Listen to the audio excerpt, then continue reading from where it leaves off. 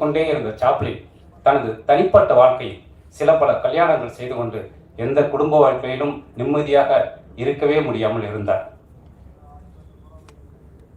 இதிலிருந்து நான் கற்றுக்கிட்ட பாடம் என்னன்னா, ஒரு மரணமோ ஒரு தோல்வியோ ஒரு துன்பமோ ஒரு மனிதனின் ஆற்றலை எதுவுமே செய்துவிட முடியாது.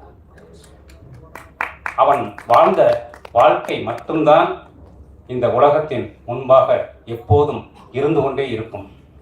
அந்த நம்பிக்கை மட்டும்தான் வாழ்க்கை.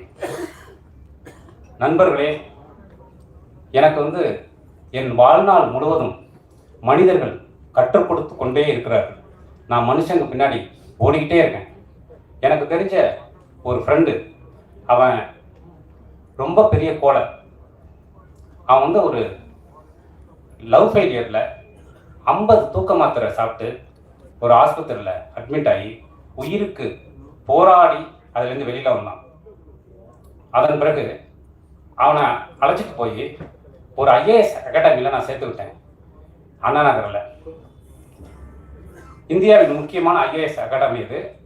அதை நடத்தி கொண்டிருந்தது என்னுடைய நண்பர்.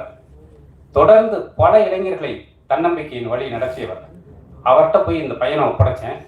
தன்னம்பிக்கையை பற்றி, நம்பிக்கையை பற்றி தொடர்ந்து பேசி பேசி அந்த பையனை வேற ஒரு இடத்துக்கு கொண்டு வந்து இன்னைக்கு அந்த பையன் IASல கலெக்டராக இருக்கான், ஒரு மிகப்பெரிய கலெக்டராக இருக்கான்.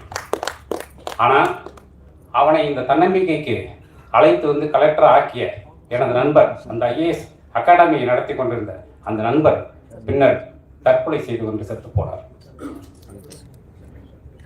இதை என்னால் புரிஞ்சிக்கவே முடியல. இந்த இடத்துல தான் நான் மனிதர்களின் பின்னால் அவர்களை புரிந்து கொள்ள ஓடிக்கொண்டே இருக்கிறேன், தொடர்ந்து ஓடிக்கொண்டே இருக்கிறேன். அந்த ஓட்டத்தின் முடிவில் நான் கண்டுகொண்டது ஒரே ஒரு உண்மையைத்தான்.